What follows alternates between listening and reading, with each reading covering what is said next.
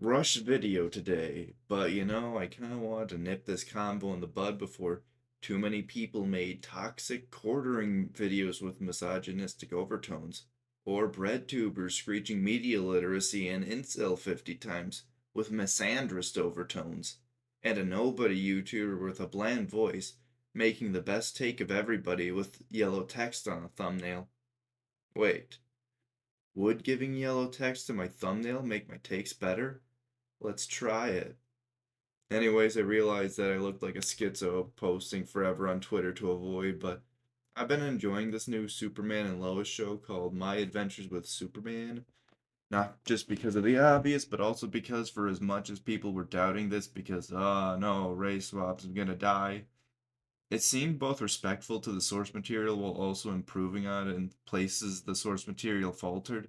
So basically, what those bloated videos called how to do forced diversity correctly that just end up saying, okay, diversity has nothing to do with it, just write good, man. And one of the big reasons is spoiler warning the pacing. And when I say spoiler warning, I'm being genuine and not sarcastic. If you want to catch up on my adventures with Superman, now would be the time. Superman is a nice farm boy who isn't dumb, but he's a country home buddy. Like people like with Superman, but there were mixed feelings on Lois. People were kind of frustrated because she did seem like she was a little too smart to keep getting herself into dumb situations, so they did kind of play into her character traits and make her personality complement Superman's more. They also made the Daily Planet a more entertaining backdrop, so basically, if the secret identity of Superman is interesting and Superman is Superman, we're probably never going to be bored. However, there was a big change they were implementing where the allegedly smart investigative reporter Lois Lane, who hung around Superman and Clark constantly, didn't figure out who he was for a very long time. I know people have experimented, and apparently the glasses and perception is a smarter disguise than people know, but that's more with people who just see you on the street. And honestly, I can definitely buy that as a secret identity to the public, but not to his loved ones. That doesn't really work. However, Lois specifically should figure it out pretty quick. And not only are they progressing the romance quickly so we don't have a show full of unrealistic and contrived cock teasing that in real life would just end with both parties parting ways because no one's making the first move, so they're just gonna drop it. But we also having her figure this out. Before we mention that, we gotta say how in the first episode, Lois, well, she was kind of being a bad person.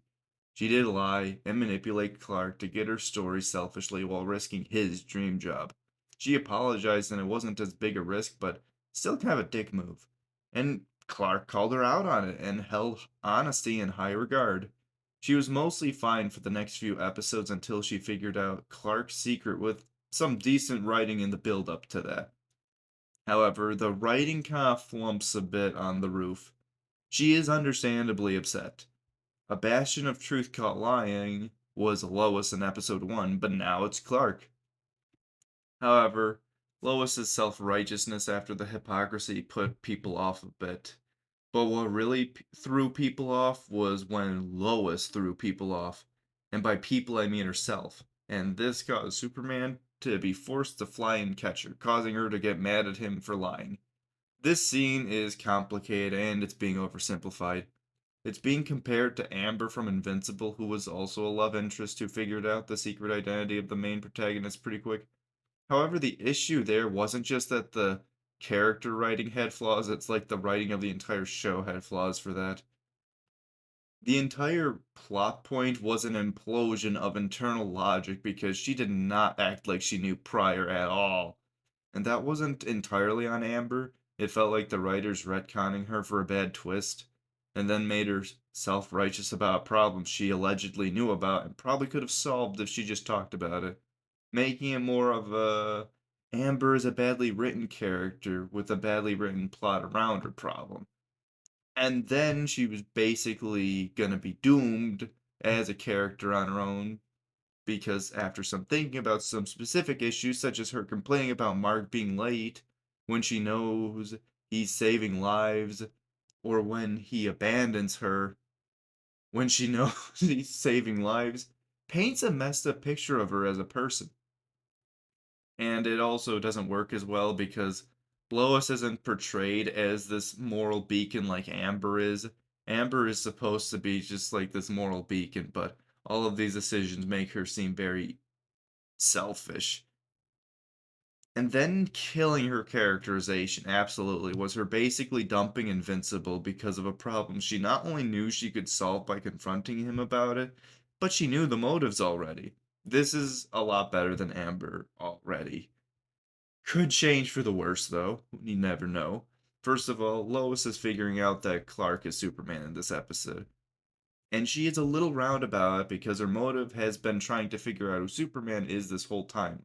There aren't any stupid twists that feel like retcons. The twist is earned, and I love that she figures it out so quick because it's not only unexpected, but contextually it makes a lot of sense. And it, I think, is an improvement on the source material where it takes for fucking ever.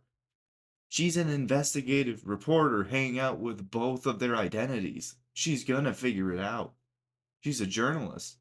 So getting someone to admit the truth, pretty fair. And also, she did confront them pretty directly about it eventually. It wasn't like something she held a secret for months. She was trying subtly to get him to admit it before her as well. And Superman is also being vague about the stakes of the city. He just kind of vaguely alluded to that on why he kept it a secret, saying the city had a lot of bad stuff going on and not being very direct at all. This all happened in a single episode. So I do appreciate the pacing, though some are now criticizing it for being too fast. Kinda get that. She only really jumped at the last resort, and let's talk about that jump. Lois did have a precedent for jumping in the past. I say Twitter users say it's worse here because Superman didn't save her before. I don't know what they mean by that. Whatever. What? However, from what I've seen in media, this is coercive, but it's a little more justified than crazy stuff we've seen with the likes of Mary Jane. Since Lois knew Superman was Clark in this series, and she figured it out recently, she was asking him, and he kept avoiding it. This was 100% going to work and pretty necessary for him to admit to her in a relationship, which, relationship should be built on honesty. I feel like how guaranteed this was going to work in her mind and just realistically, it was going to lower the stakes. There was like no way Superman wasn't Clark. There wasn't really any ambiguity. It wasn't like Lois thought he was Clark. She knew he was Clark. So it was partially justified, and she tried less dire options to make the jump marginally less psychotic than people let on. However, this is better than other manipulative superhero and heroine romances, but it's still pretty manipulative. I feel like this is a bit too much for this version of Lois, who is more of a mischievous gremlin than this psychotic schemer. She felt a little too stable for something like this to make sense. Like, once again, it's less psychotic, but still kind of psychotic. And even Clark addresses how screwed up it is. The show doesn't pick a side and shows both as either 100% in the wrong or right.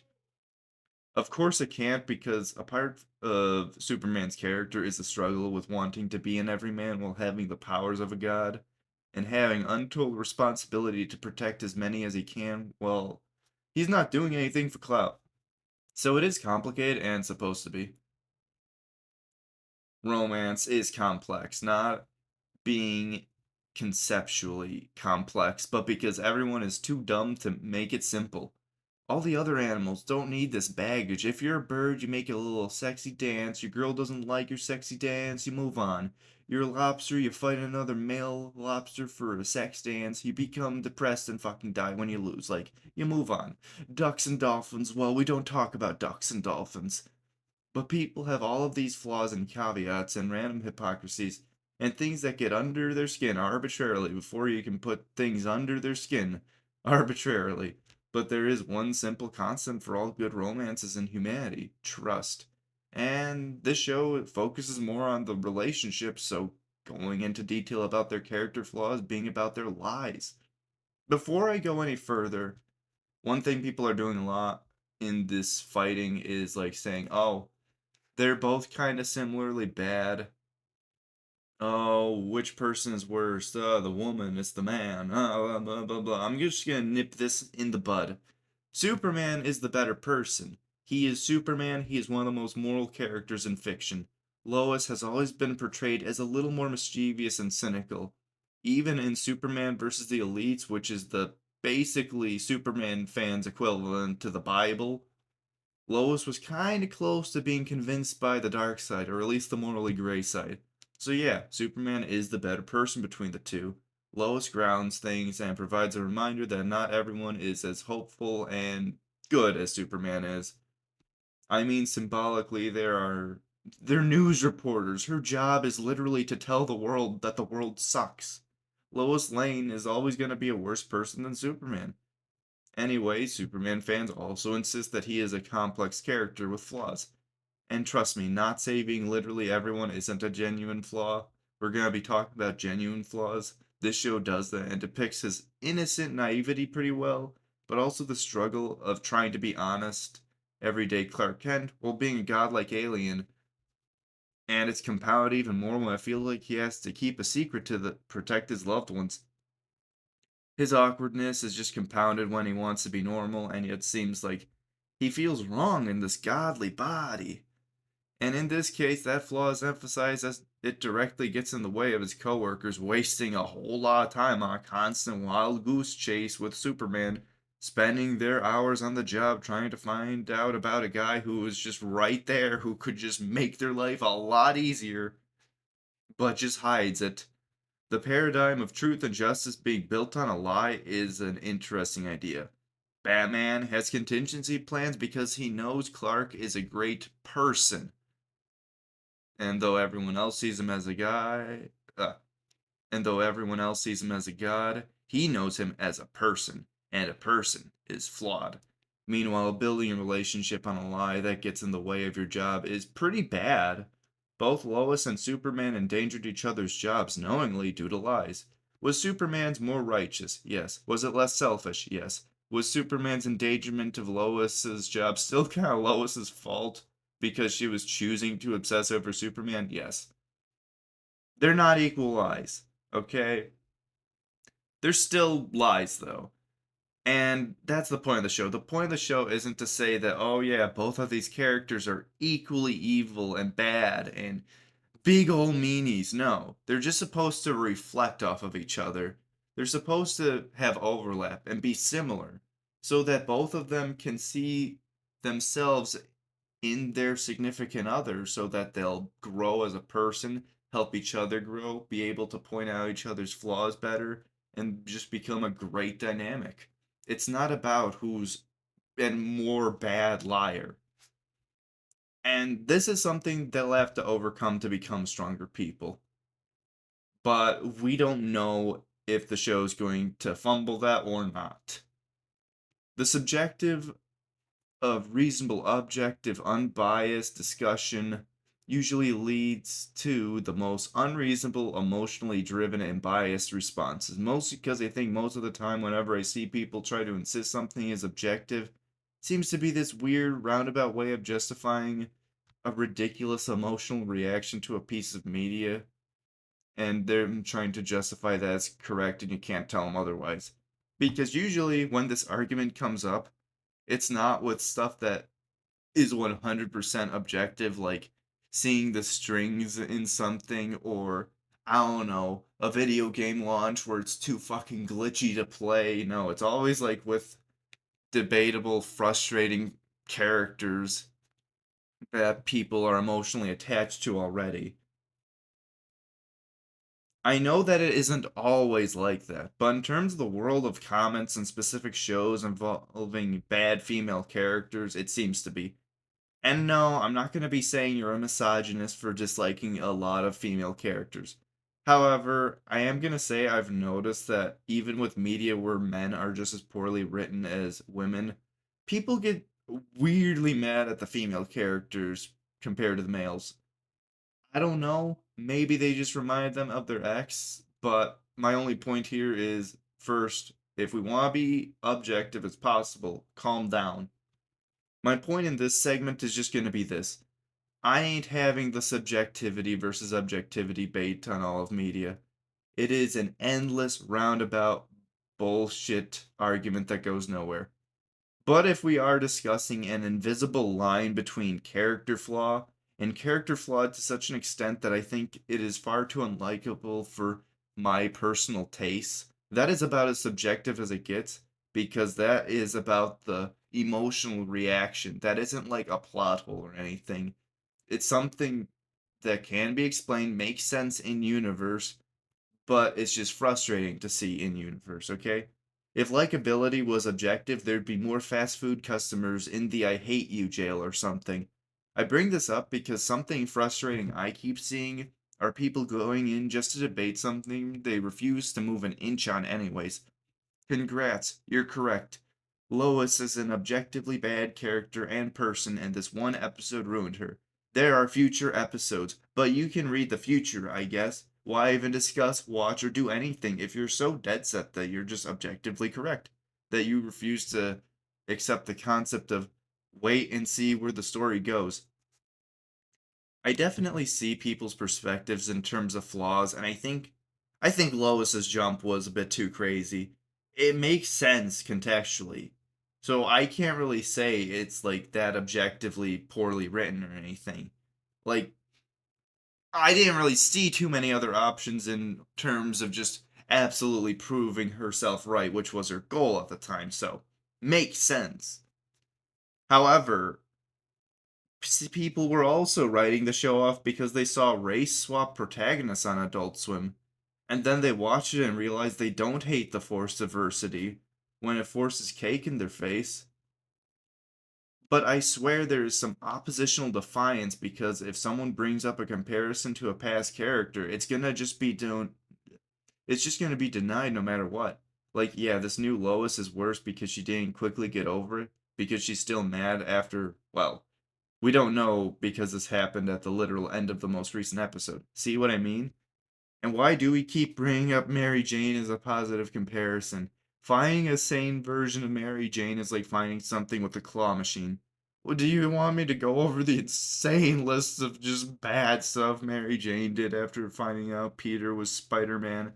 Just because she is fine with him being Spider Man doesn't mean she's fine as a person. 299 likes, bruh. Then they assume they're objectively correct about an incomplete story. We are 5 episodes in, people. This is the middle of a character arc, too. And the One Piece fans are still telling me that goods after 275 episodes, like madmen. I haven't watched One Piece yet. Don't kill me. So the facts say that the show isn't over yet. We haven't reached the end goal of the show. That is the objective case. Now, many of you may ask, what am I vague posting? It's Twitter. I'm just obviously bitching about Twitter. They're going to debate each other and they won't be changed on any perspective, whatever. Personally, I've seen some points that have swayed me a bow. Personally, I've seen some points that have swayed me a bit in both directions. Overall, I'd say this show is too young to write off completely. If you do write it off, that is fine. You got stuff to do, and being miserable watching something you dislike is lame. But don't be one of those people insisting that you already know that it's bad writing and there is no way it can be redeemed. People are defending bad writing. Oh no. People are defending the concept of there's still some more episodes left in the season. If you don't even know the payoff and that the concept of progressing a story past the first quarter won't change your mind, that's just Twitter brain rot. You aren't being smart and you aren't being a great critic to just defy the concept of progression. Personally, I see the overlap with some bad characters of the past, whether they're Lois or Lois inspired, but I still think it's a step up, and I'm pretty hopeful given how good the show has been despite being so new. However, I'm not going to be stubborn either. This is another thing that does make me feel like it's unfair to compare other characters because at least they had completed their arcs, or at the bare minimum, a season. Won't blame people for writing off Amber since Invincible took 100 years to release season 2. However, waiting for the story to conclude is a double-edged sword from my perspective. They can easily mess up for the interesting themes with developing their characters and relationships. They can do something even more unlikable. They could just straight up side with the hypocrite without developing her past. And developing her past some of her flaws, like many bad shows of the past did. If they do that, I'll rally against Tomboy Lois along with everyone else. Sadly. God, I love tomboys. Oh my god. Anyways, I'm hopeful because the show has already been pretty decent about addressing character flaws, so it's appropriate that in this video about how Superman and Lois's character and relationship can only succeed if they are fair and equal, that I should be fair and equal. And if you like tomboy masturbations, I mean, it's, if you like animation sub to allocations, yeah.